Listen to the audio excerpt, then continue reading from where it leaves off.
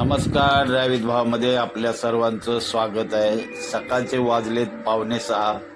आपल्याला पकडायची आहे 6:15ची स्लो लोकल, बदलापूरहून छत्रपती शिवाजी टर्मिनसकडे जाणारी स्लो लोकल. बघू शकता सकाळचे 5:45 झालेत. कसं सुंदर असं दृश्य आहे आपल्या सोसायटीच्या बाहेर. आज अचानक आपल्याला ड्युटी लागली, इमर्जन्सीमध्ये आपल्याला कामाला जावं लागलं. धावत पळत कसा तरी पोचलो. 6:15ची बदलापूरहून स्लो लोकल पकडली. अक्षरशः इथे 5 मिनिटं उशीर झाला. 7:30ला पोहोचले.